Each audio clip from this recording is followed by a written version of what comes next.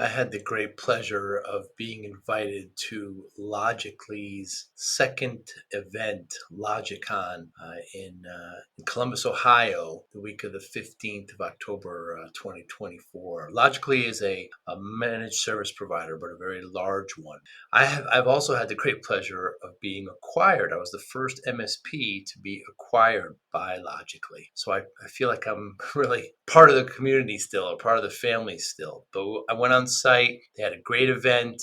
I set up the podcast booth. I had a lot of great conversations with the staff of Logically, with some vendors that were there, and some other people. It was a great time. I'm humbled and thankful that I got the opportunity to do that.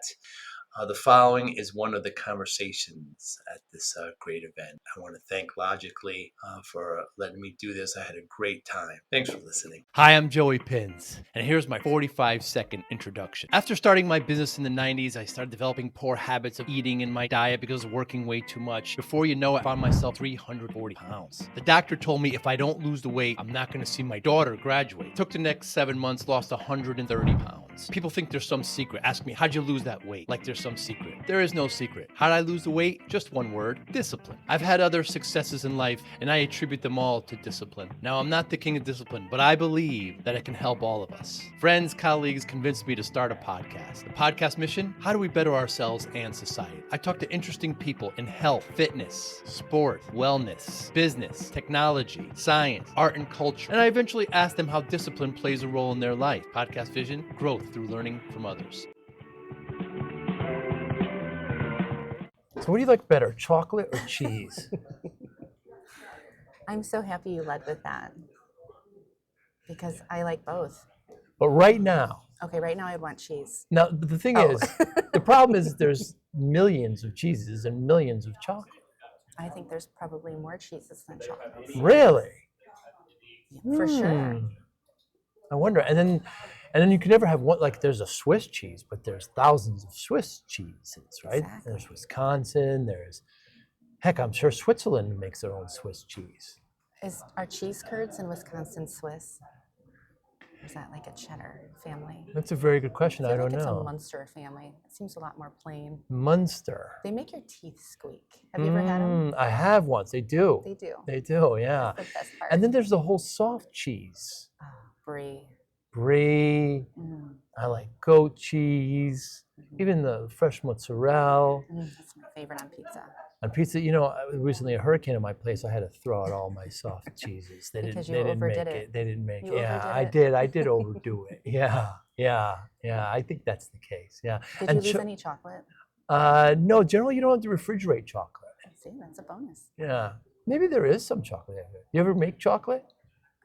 Like from scratch? Yeah. Like from cacao beans or? No. Have you?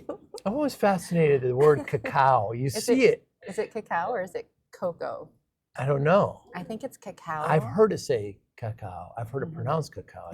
Isn't it the cacao bean? Someone is listening to this going, these people are idiots. Don't worry about who's listening. It's just you and me. Not at all. And chocolate lava cake, what's the deal there? Why is that your go-to? Oh, those are like secrets. There's some meaning to it, and no, it's cake, Yes. which is fab. Who doesn't love cake by the sure, ocean? let them eat cake. Right, and then it's that oozy warm chocolate gloriousness. So you can really only have it warm. Yeah, I mean, cold wouldn't be oozy. Right, because it would solidify. It would solidify. Can't have it that. It would be like a donut frosting. So once it's presented to you, you have leftover lava cake. You can't put it in the mic, right? I've never experienced leftover lava cake. Is that a thing people do? I don't know the answer to that. Don't eat it all? Can you invite me next time you order it? Because I will make sure there's none left over. Italians have decent desserts, like cannoli. And that's really sweet. But the problem is, the inside is often way too sweet. When I go to like an authentic Italian place, it's ricotta cheese and a little bit of sugar. And if it's already stuffed, Michelle, and if it's in the refrigerator for days, that's no good. You want that outside crunchy. Crunchy. Yeah, it'll get soggy if it sits in the fridge. These are the issues. If we could just fix the world with desserts. French desserts are very good. They're tight and dense. They're small and dense, but they're always Describe some people that way. Oh, that was mean, but funny. tight and dense. Yeah. All right, what's your favorite French dessert? Those macaroons are delicious. I mean, a warm croissant, what melts in your mouth Oh, with chocolate with a little chocolate or inside, cheese. even cheese inside. Sure, some brie, oui. I love. They just have a very different philosophy when it comes to desserts and Italians. Again, it's more kind of, even their food is very kind of small and very dense. You know, and they prefer nice silverware and you sit down, you take your time. And Italians is almost like that, but it's a lot more quantity and just more food. There was a restaurant in New York City in the 80s. All the great restaurants, I believe, had to move out because they can't afford the rent. But you would go to this Italian place, and there was this older Italian woman in the back, and her son would come out. I And, can picture her, by the way. yeah, you could picture her, right? She's wearing an apron. Wearing an apron and swearing in Italian, and you didn't order anything. There was no menus, but He just brought you food. yeah, soup came out, salad came out, pasta came out. It was like 3 or 4 courses. Of course, there was wine and bread, because that's the body of Christ, right? They always and then it came to one point where they're like, you want fish, chicken, pork. Those are the proteins. They didn't say how it was prepared. So we all told who it was. It came. We had a little more pasta. Cannoli came out. It was all done. And then our server goes to the bartender. The bartender looks over us and kind of waves his hand. Wait, were you the bartender? Because actually, it sounds like I would do. Yeah. Server comes over and he says $100. Oh. That's it. There was no menus. There was no, so we just gave him cash and we walked out. It was a wonderful experience. You don't really get that anymore. No, you don't. I think those days are gone. What But is you it? have to tell the stories so that the story lives on. That is true. Maybe that's part of it. It is Yeah. part of It was right on Mulberry. It was right in Little Italy. And now it's a Sephora or something. Now it's a Starbucks or something. It's all been kind of, Starbucks. it's all been, not Hey, really. Joe, I'm going to Little Italy tomorrow in Cleveland. Cleveland has a Little Italy? They do. The Feast of the Assumption's fantastic, by the way. It's Huh. huge down there. Is there an Italian population in Cleveland, Ohio? Well, yes, clearly. Wow. Little Italy also is not what it used to be, but Right. They never are. they do have a good cassata cake I need to pick up for my mom. Got a cake. Oh. No chocolate in that, Yeah, they or cheese. like their cheese, but it's more of a. Italians, I don't know. They're Spanish do it differently too. I love it all. When I go to a place, I want to taste their food. Yeah, I'm with you. I have a question. You do You're well traveled. a little bit. When you travel to Europe, Yes. dinner is late Yeah. and long, Yeah. and they expect you to stay for a really long time. Yeah. Here in America, Mm. you could go to dinner at 5 p.m. if you Yeah. wanted to, I do now. and they want you out by They 5:05. do 1 hour. Yeah. Yeah. And you have to tip. Yes. Here in America? Oh yeah, they don't tip there. And in Europe, they don't. No, very different So- philosophy. How do those servers live? Do they make more per hour? How does that Absolutely, work? they get paid a wage that. Salary? Yes, they're all on salary. Yeah, they treat them like a normal. I shouldn't say normal. They treat like an employee at any other office job. Yeah, so they don't need tip. Yeah, so they're and when they come here, they don't tip well. They don't understand the difference. Right. I don't know which way is better. Really? What do you think? Oh, I like the other way. What other way, meaning their way? Yeah. Yeah, that way they get a reasonable wage and they don't have to worry about that. But then it doesn't encourage bad service. Well, okay. Well, that's interesting. Yeah. What do you think would happen here in America? I wonder if it just changed. Because I know in California they had like a $15 minimum wage went up. I think it was to 15, but then they took some caveats out for bakeries or something because somebody got in there. But I don't know if it helped or hurt service. I wonder. But you're always thinking here in America, this server is going to perform well because we're going to tip them. But I always tip well anyway. But I wonder if the paradigm shift, what would happen? What do you think, Michelle Statham? Well, I think the places that serve well Yeah. and have amazing food because their chefs care Mm. and they're passionate about what they do will survive. Right. But Tough that business. doesn't really flow with your story of your Italian restaurant that didn't make it. Right. Well, Because that Manhattan got ridiculous. The rent. Is that America and not Yeah. Europe? Certainly. Is that why? I wonder. Did we just solve the I wonder. biggest I riddle don't know if we in solved, but maybe maybe exposed. Mm. Yeah, maybe exposed, maybe. So we're here in Columbus, Ohio. First time I've ever been here. I think it's the first time I've been to Ohio. We're here at the Logically event, and they put this great event together for a couple of days. LogicCon. What are some of your goals here, Michelle? Oh. I work for Upskill Academy, my Yeah. computer career, and we offer training solutions to companies. Hmm. Being certified is critical in our new landscape of cybersecurity. And I believe this conference focus is cybersecurity. Mm-hmm. It's the hot topic in everything I've been in and listening to and reading, which is fabulous for me. It is fabulous. Because I have a solution. And it's not just here, listen to this podcast. It's people who've been in the industry. It's people who are passionate about cybersecurity, and it's people who have taught and are educators, certified educators, many of them. And I think that makes an impact on employees. I think it's hard once you're in the industry and you're working every day to you get on-the-job training. That seems to be a way of the past, right? It's expected now. You don't always have to go to college. You can just get a job and learn and be amazingly successful. Or you don't have to use your degree. You can get a degree, but really the world is your oyster, which I love that. That's fantastic. But I think now, our digital landscape, we need more than just on-the-job training. Because what happens? When do you learn on the job? When things fail? What's costing companies millions of dollars when things fail? So what can we do? We can safeguard, and we can be smarter. Be smarter than we could be the good guys that are smarter than the bad guys. Now, since Ethical hacking. ethical hacking, right? beautiful. To find the vulnerabilities. Yeah.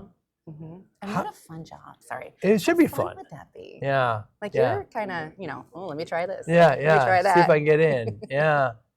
How do your trainers stay updated since cybersecurity is constantly changing and evolving and maturing and Well, I more mentioned devious? earlier that they've been in the industry for decades, many of them, and they're educators by nature, which means their thirst for learning is always there.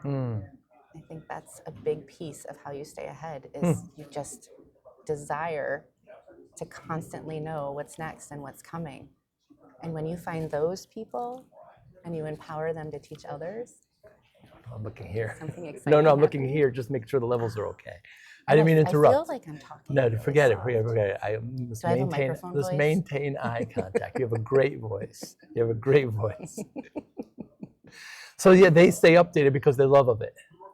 I think that's one reason. Yeah. I think they're in the industry too, and they're constantly moving and shaking and looking and learning. I think that's so critical. What is it about sales that attracts you? Helping people. Explain. You have to have a solution to something that's a problem, right? What do they say in sales? Find their pain point. Okay, that hurts my feelings a little bit. I mean, I can see people's pain points. I can feel them. I think women have that gift sometimes. And I'm not saying men don't. I think it comes more naturally. Yeah, more observant. Yeah, well, maybe.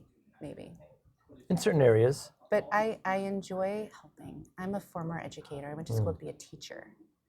And I love figuring out, back then I loved figuring out where these sweet little ones were, what they needed to get to the next level. That was fun for me. That was like a game, right? And it didn't matter where they were or what they needed. My job was to figure it out, give it to them, and then celebrate their wins. And I think sales is very much like that, where you see where they're at, you see where they could be, and you give them what they need to get there. And And I love what I do now because I still have a foot in education. I'm selling these amazing instructors. Yeah, it's really ultimately comes down to helping. How are we going to remove this stigma of sales is like this dirty, slimy thing? How are we going to do this? We're not. We're not. And is it okay? Of course it's okay. It takes all walks of life. Mm, And some of those slimy, dirty, whatevers are very successful. right. Most of them are drug dealers. Mm. Very lucrative drug dealing. Exactly. Yeah, Very lucrative. successful. Yeah. Yeah, there's lots of reasons. Not really much of an up other than the Doesn't the drug give you the up? I mean, I guess that the that's whole point? true. I guess that's true. Yeah, they don't last long. It's not a long. Maybe that's why there's Right, they're it's successful. lucrative. Repeat. Yeah, repeat yeah, customers. yeah. Oh, But you that like went dark marketing as fast. that's right. It's dark fast. But you like marketing as well. You like working with the marketers. Well, I to think help you. that's part of sales Of is course. marketing. I mean, Mm, how are you to be known? What is your reputation? What do you want it to be? mm. Let's think that way. What do you want it to be? I always think backwards. Do What do you? I want? Yes. You get the goal in mind, and how do I get Right. there? And how do I get there? Yeah. And fail forward, and that's marketing. Hey, that did not fly. We tried really hard. Let's try this instead. Or let's move this way. What have we learned from that? Which direction do we go now? Mm. That's exciting, right? So your advice to those business owners or just anyone who has this negative feeling about sales is what? Advice to business owners. Oh, that's tricky. I feel like slow down, give them a listen. They might just have something wonderful. And if they don't, you can still be kind. Mm. You don't have to be nice, but you can be kind.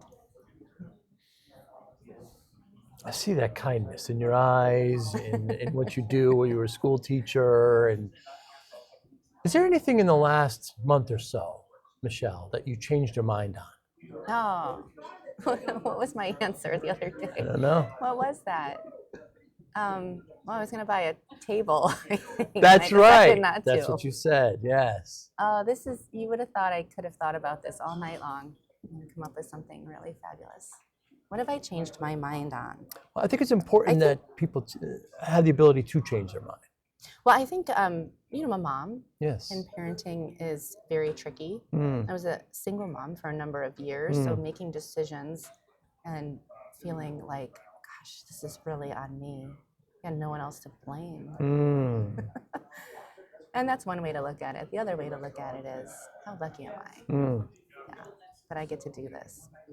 So I would say in parenting, I probably changed my mind a ton. And I think, well, I probably didn't need to say no to that. Got great advice the other day. Say yes until you have to say no. Say yes until you have reason to say no. Until they give you reason to say no. Something like that. Say yes until you say no. That's very interesting. Say yes until they give you a reason to say no. Right? Now who's they? The kids. Oh, I see. Right? Like, can I stay out till whatever? All right. Yeah, you can. Why can't you? Give me a reason why you can't. Then I'll say no. I like It's a tough that. job. So that changed. That was a change for me. Yeah. Kids have a way of opening up new areas that you never thought. You learn so much if you let them teach you. Yeah, I have daughters, and I always knew I was going to have daughters. I don't know what it is. Yeah, I always knew. When I was young, I went to live with my parents divorced when I was 12, and so I made the decision to go live with my mother and sister versus my father, and I kind of became the man of the house at 12, and I would make money and help and everything. But I just always knew. I always wonder if I had a son, would I be a different kind of father? I don't know how I would be a father to a son. Daughters, I enjoy it. So I find that I parent the way I wish I was parented. The way you wish you were parented. Right? Like, I think back to my childhood and what's formed me, and I parent my kids in a way that I wasn't. And that's not any sort of insult, because my kids are going to look back and parent their kids the way I didn't, which might have been more of the way I was parented. Right? All right. So you it's an learned. interesting cycle. Yeah. Yeah. Just like you say, you learned and you made changes. Yeah. Constantly. You know, for Christmas every year, my girls always ask, "What do you want?" And I always say the same thing. I don't Well, want. I let don't me want. guess. Go ahead. We want them to be happy. Well, I don't want any possessions. I want experiences. Yeah, me too. Yeah. I don't want any. I want less Less stuff. material in my life. Yeah, less stuff. And one great gift is that they said, "Okay, pick out a movie that we would never watch and let's watch together." Any idea what I would choose? That's a tough question. That you never watched? No, that like I watch that I love that I know that they would never watch. The Godfather. Well, it's interesting. I didn't pick that. It's too violent. I guess I could now. Johnny Dangerously. Comedy. I chose Do the Right Thing. Oh. Spike Lee. Yeah. One of my favorites. Yeah. And they loved it. Did they? They loved it. Yeah. And it's one of those things like, we would have never picked this, because we don't know anything about it. Right. And then we all watched it together and talked about it. Yeah. Experiences. Right. I like experiences too. I'm a big fan. Yeah. I bet don't you're like stuff. I passed on the coffee table. I don't like stuff. That's right. You're passing the coffee table. Yeah. I'm at the point in my life where I just would rather sit and talk than, because let's be honest, if I want something, I get it. So there's really nothing anybody could buy me. Right. And it's always, then it gets awkward if somebody gets you something, you got to act like you like it. And it's like, and then you feel guilty if you re-gift it. that's right. You re-gift it or you don't use it, especially if it's an article of clothing. That's a lot of pressure. It is a lot of pressure. But being a good gift giver is so fun. Yeah. Isn't it? Like when you know exactly what someone would want and you get to give it to them. Oh, I find a lot of joy in that. Well, see, that I do that a lot. I do that a lot.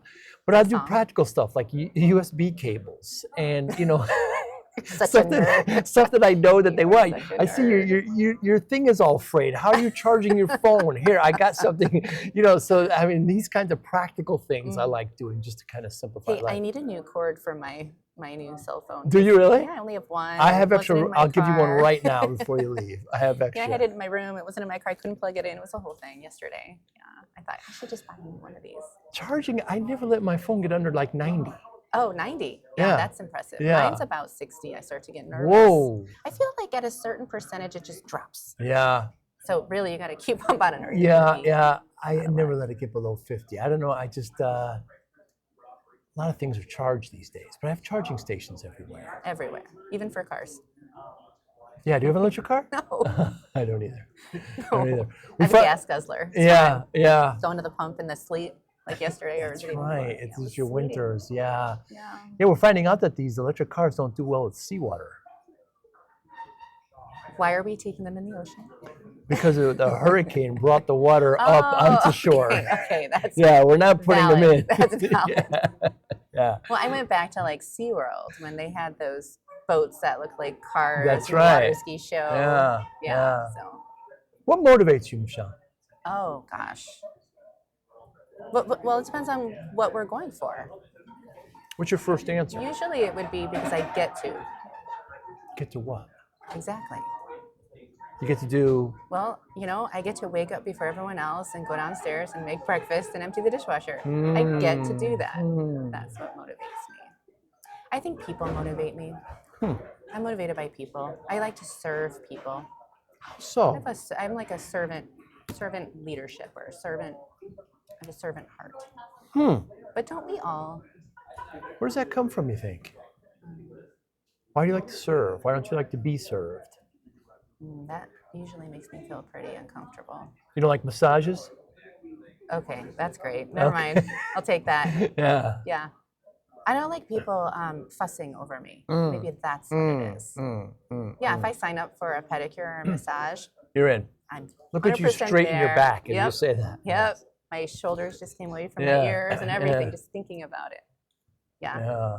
But you like to serve. This is the teacher in you. I do. I like to serve. I like to make people happy. I like to.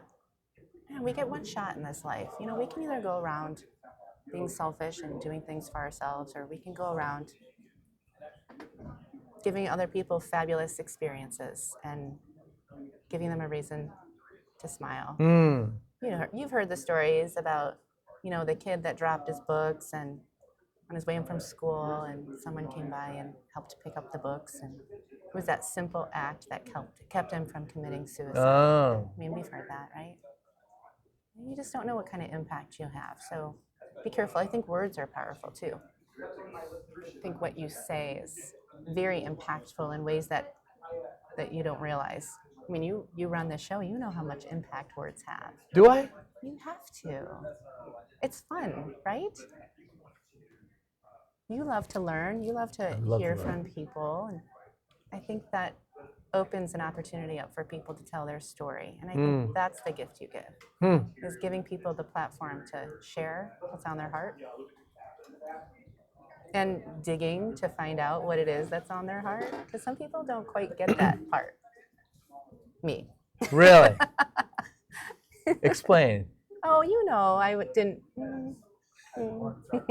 This is fun. You don't open? No, I totally You're very do. open. You're a book. It's the microphone camera. No, it's not there. You know, it's interesting. As I get older, I realized semi-recently why I like cooking so much. So I get into the kitchen, and it's reasonably clutter-free, and I pull the food out. I start preparing it. I start feeding whoever's around, and I clean as I go. And I eat, they eat, we have fun. And then when it's all done, I clean everything, I put it away, and I walk away from the kitchen the way it came. In my business, I never get to see a project from beginning to end like that.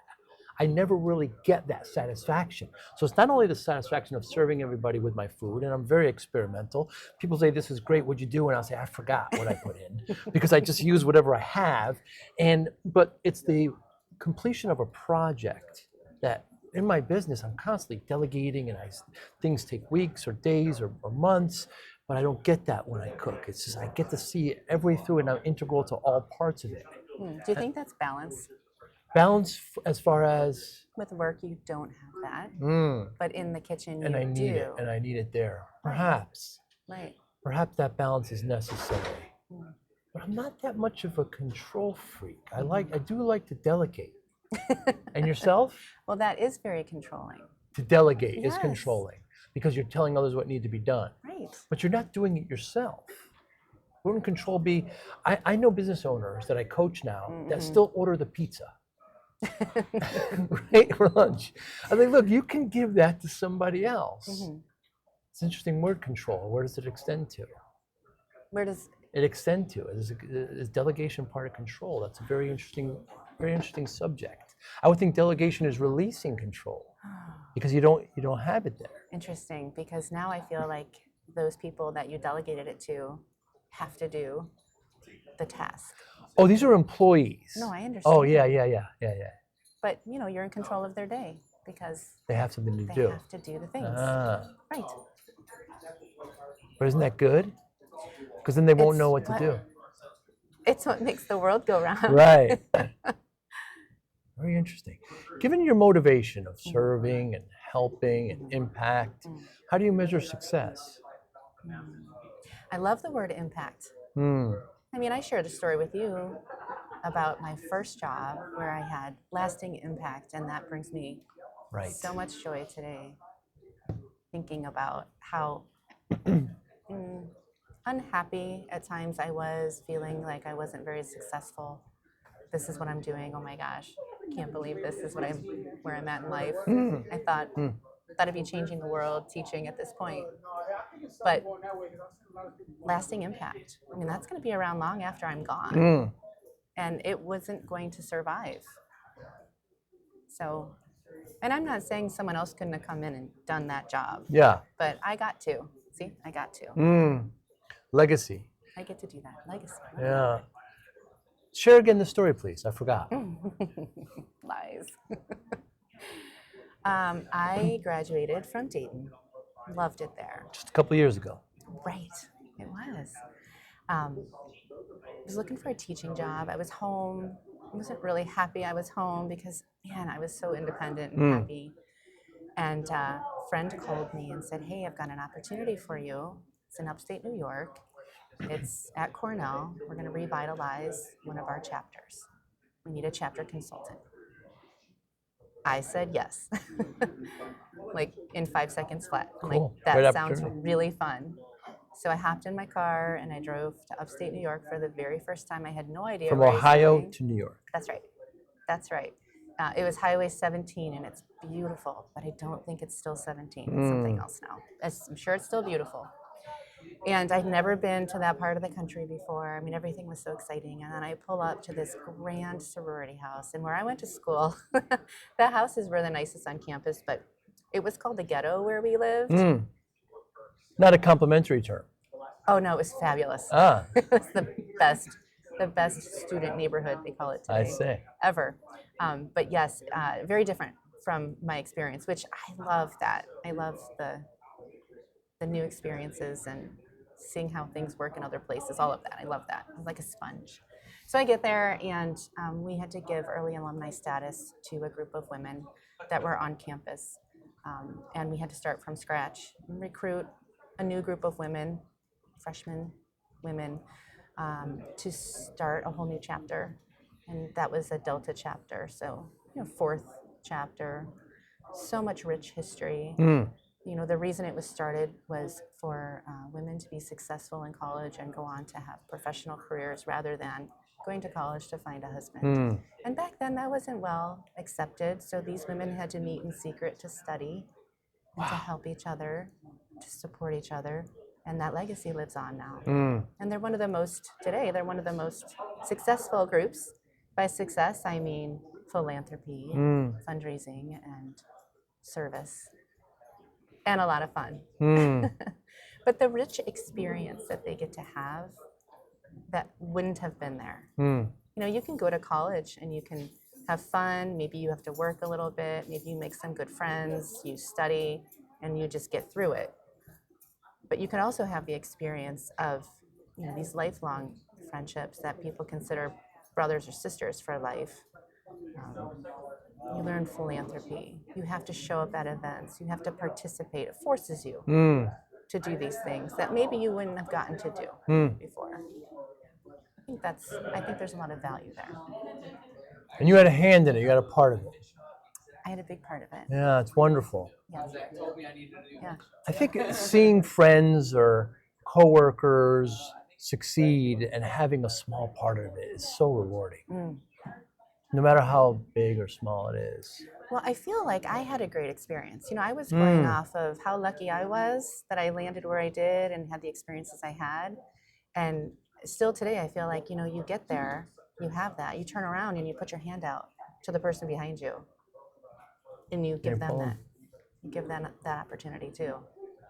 And I think that's sort of sales, right? That applies where, here, I know about this. I'm gonna turn around, offer it to you. Come on. You're doing something similar right now. There's a common thread. So I started my business in the 90s. I'm very, very much older than you. And I was working way too hard. And working 14, 16-hour days, trying to get clients, etc. Not paying attention to myself at all. Putting my health in the back. Got myself up to 340 pounds. Doctor says to me, if I don't lose the weight, you're not going to see your daughter graduate. My oldest was just born, scared me. I'm driving home. Scared you straight. I'm punching the steering wheel as I'm driving home. Like, I did this to myself. I'm the only one who can get me out of it. Right. I'm the one who put me here. Of course, I would later kind of tease my friends and say, why didn't you tell me I was as fat? But it's a gradual thing. You just don't get, But anyway, spent the next 6-7 months, lost about 130 pounds, kept it off. I did a bunch of triathlons. It's not just a finishing line when you lose weight. You have to change the way you do things. So people want a quick answer. Michelle, what's your secret? And of course, there's no secret. How I do it is discipline, right? I got focus. I got a routine. That's how I lost this, so I keep it on. Now, am I Mr. King discipline? Certainly not. There's plenty of areas that I fall short, but in some areas I do. What are you, human? I'm human and I focus, yeah. How does discipline play a role in your life? Oh, gosh.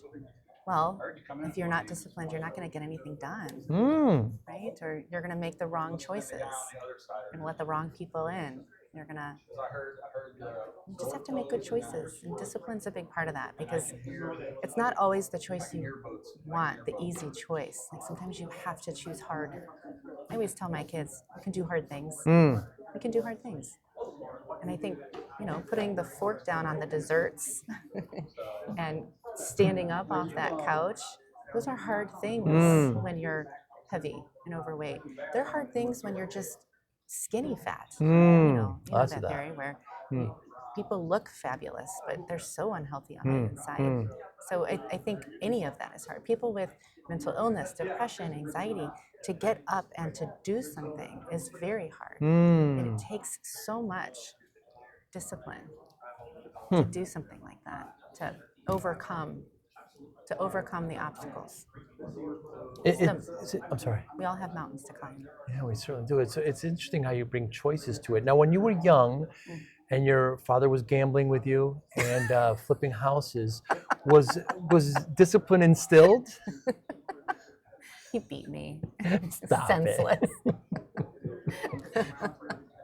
Yes, of course discipline was instilled, but it wasn't Overt. it was like a expectation. And what's interesting is as I got older, and maybe this is the natural course of growing up, but I remember thinking, what's he gonna do? What's he gonna do? And it was kind of this good teenage attitude, right? Healthy. But I still didn't do horrible, terrible things, right? There were no armed robberies. I didn't hurt anyone on purpose. I still made choice. Valid. I mean, come on, we all go through life and hurt people. Of course. Not on purpose. Of course. Hopefully Right. not on purpose. Right. But I don't know. I think there's that barometer of what you're going to do, what you're willing to do, and what just isn't even in your vernacular. I mean, I was raised with religion, and I think that definitely instilled a lot of Catholic guilt. Yes. Yeah, we still work through that today.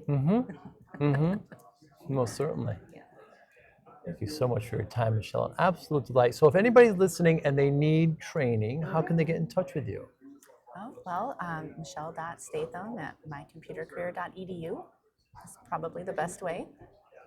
Make sure we'll put that in the show notes. Thank you so much for your time. Thank you.